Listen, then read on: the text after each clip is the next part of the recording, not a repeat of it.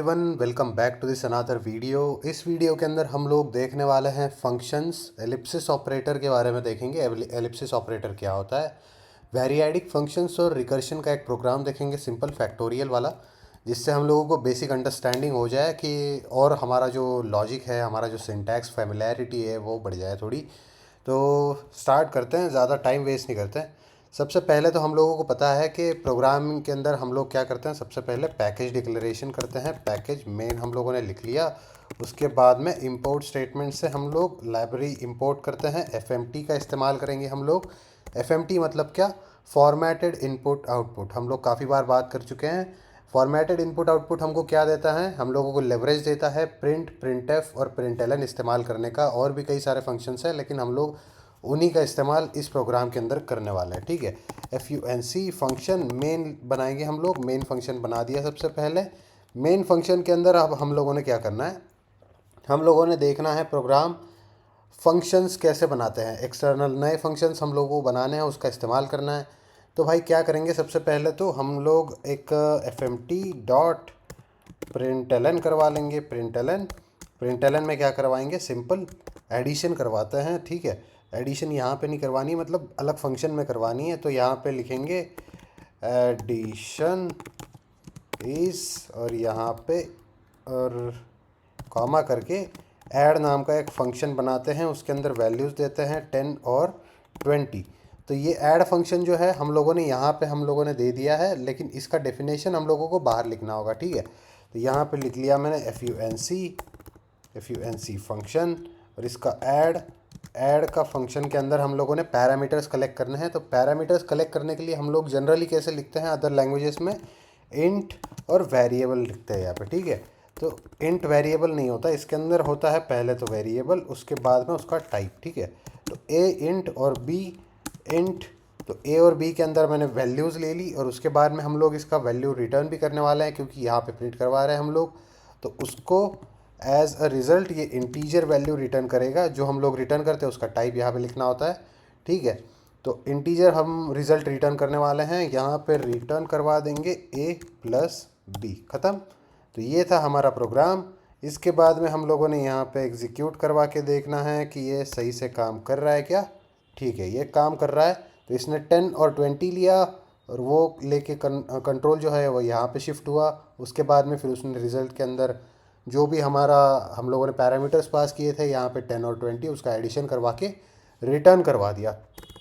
ठीक है, इसके साथ ही में हम लोग देखते हैं अब कि भाई मल्टीपल पैरामीटर्स तो हम लोगों ने देख लिए। अब क्या करना है हम लोगों ने, अब चलो एक काम करते हैं, FMT डॉट प्रिंटलन प्रिंटएफ करवा देंगे। प्रिंटएफ में क्या करवाना है कि मल्टीपल अगर रिटर्न हम लोगों को करवाने हो, मल्टीपल रिटर्न्स मतलब कैसे, जैसे कि सपोज ऑपरेशंस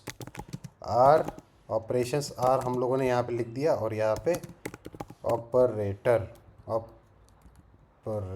ऑपरेट नाम का एक फंक्शन बना दिया। और इसके अंदर हम लोगों ने 20,40 ये हम लोगों ने दो पैरामीटर्स हम लोगों ने दे दिए। ठीक है, तो हम लोगों ने क्या करना है, ऐड नाम का एक वेरिएबल बनाना है, और सब्सट्रैक्ट नाम का एक वेरिएबल बनाना है, और इन दोनों के ऊपर इस फंक्शन को चला देना है।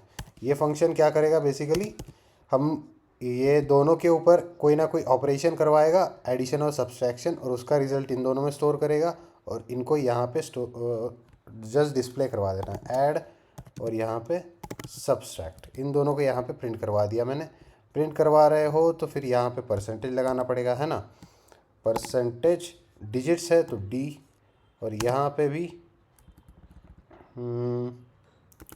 एक काम करते हैं, एडिशन इज़ लिख देते हैं, एडिशन इज़ %D, एंड यहाँ पे /n करवा के लिख देंगे सब्सट्रैक्शन इज़, और यहाँ पे %D। ठीक है, %D, और यहाँ पे /n करवाएंगे फिर से। यहाँ का स्पेस हटा देते हैं ताकि सही से डिस्प्ले हो। अब ये हमारा हो गया, इतना तो हम लोगों ने कर लिया। अब क्या करना है, इस ऑपरेट फंक्शन का हमने डेफिनेशन लिखना है। बेसिकली ये एक ही फंक्शन दोनों काम कर रहा है हमारे, एडिशन भी करवा रहा है, सब्सट्रैक्शन भी करवा रहा है, और ये वेरिएबल्स के नाम है, ठीक है। एडिशन का रिजल्ट इसमें स्टोर होगा और सब्सट्रैक्शन का इसके अंदर, ठीक है। तो क्या करवाया, इसका एस हम लोग स्मॉल कर लेते हैं, ठीक है। अब क्या करेंगे, यहाँ पे आके FUNC फंक्शन क्या नाम बनाया था हमने, ऑपरेट। ऑपरेट के अंदर हम लोगों ने लिया दोनों वैल्यूज़, इंट ए कॉमा, इंट ए नहीं होता, ए इंट होता है, ए इंट, उसके बाद में बी इंट, ठीक है। तो ये लेने के बाद में ये रिज़ल्ट हम लोगों को क्या रिटर्न करेगा भाई, ये दो चीज़ें रिटर्न करने वाला है ना। तो यहाँ पे इंट कॉमा इंट तो लिख नहीं सकते हम लोग, क्यों नहीं लिख सकते, बिल्कुल लिख सकते हैं, बस ब्रैकेट के अंदर लिखना होगा इंट इंट। तो इंट इंट लिखने से अच्छा है क्या करो, हमारे पास में वेरिएबल्स के भी नाम हैं, तो इंट, और यहाँ पे हम लोगों ने लिख देना है मतलब ऐड इंट, ठीक है। तो ऐड जो है वो फर्स्ट वेरिएबल का रिज़ल्ट इसके अंदर स्टोर होगा और दूसरे का रिज़ल्ट होगा इसके अंदर स्टोर, सब के अंदर, ठीक है। तो ये हम लोगों ने रिटर्न करवाने वाले हैं हम लोग, और ये हमारा बन गया फंक्शन। इसके अंदर क्या करना है हम लोगों ने, सिंपली ऐड इक्वल टू क्या करवाना है, ए के अंदर जो ऑपरेशन करवाना है हम लोगों ने वो करवाएंगे, और बी के अंदर जो ऑपरेशन करवाना है वो करवाएंगे। तो ऐड करवाएंगे, ए प्लस बी करवा दिया, और यहाँ पे सब्सट्रैक्ट के अंदर क्या करवाएंगे, सब्सट्रैक्ट के अंदर बी माइनस ए करवा देते हैं, चलो ठीक है, बी माइनस ए, ठीक है, बी माइनस ए हो गया। तो ये ऊपर का बी कैपिटल क्यू है, ठीक है। तो ये हम लोगों को क्या देगा, इसका एडिशन करवाएगा तो 20 + 40 दैट इज़ 60 देगा, और ये 40 - 20 दैट इज़ 20 आंसर देगा। तो ये यहाँ पे प्रिंट हो जाना चाहिए, और इसको क्या करेंगे, सिंपली रिटर्न लिखेंगे, उसके आगे कुछ नहीं देंगे, ठीक है। रिटर्न करवाना है, ऐसा ब्रैकेट वैकेट कुछ देने की ज़रूरत नहीं है। यह क्या क्या करेगा, सीक्वेंस के अंदर दोनों भी चीज़ें रिटर्न करवाएगा। ये ऐड इसके अंदर स्टोर होगा और यहाँ से यहाँ पे आ जाएगा, ठीक है, मतलब यहाँ पे, यहाँ से यहाँ पे आ जाएगा, ठीक है। समझ गए तुम लोग, बहुत ईजी है। इसको क्या करते हैं, क्लियर करवाते हैं सबसे पहले, फिर से एग्जीक्यूट करवाएंगे। ये देखो, एडिशन इज़ 60, सब्सट्रैक्शन इज़ 20, बहुत बढ़िया बहुत बढ़िया। तो हम लोगों ने क्या कर लिया, एक ही फंक्शन से एडिशन भी करवा दिया, सब्सट्रैक्शन भी करवा दिया, रिटर्न भी करवा दिया, भाई चैम्पियन हो गए हम लोग। चलो ठीक है, अब ये हम लोगों ने फंक्शंस देख लिए। एक काम करते हैं, वेरिएडिक फंक्शंस क्या होता है वो देखते हैं, उसी के अंदर हमारा एलिप्सिस ऑपरेटर भी कवर हो जाएगा, ठीक है। तो वेरिएडिक फंक्शंस मतलब क्या होता है बेसिकली, ये देखो, अब हम लोगों ने क्या करना है कि fmt डॉट प्रिंटलन करवाएंगे। फिर से प्रिंटलन करवाने के बाद में यहाँ पे सम ऑफ ऑल एलिमेंट्स इज़, अब क्या करवाएंगे, एक एरे देंगे इसको, मतलब बेसिकली ये देखो, सम ऑल नाम का एक फंक्शन बनाया, उसके अंदर 10, 20, 30, 40, 50, ये 5 हम लोगों ने एलिमेंट्स दे दी, और सबका सम करवाना है। तो इसका सम क्या होगा, 40 + 10 that is 50 + 50 that is 100 and 50 150 इसका सम होना चाहिए। 150 आंसर इसने देना चाहिए, ठीक है, 150। तो एक काम करेंगे, ये सम ऑल फंक्शन जो होता है ना, ये हम लोग यहाँ पे डिफाइन करते हैं बाहर। तो FUNC फंक्शन सम ऑल लिखना है। सम ऑल के अंदर क्या करना है फिर अब क्या करते हैं, यहाँ पे नम्स नाम का एक ऑपरेटर नम लिखते हैं, नम के अंदर ये ट्रिपल डॉट और उसके बाद में इंट। तो भाई इसका मतलब क्या है, तो यही है हमारा एलिप्सिस ऑपरेटर।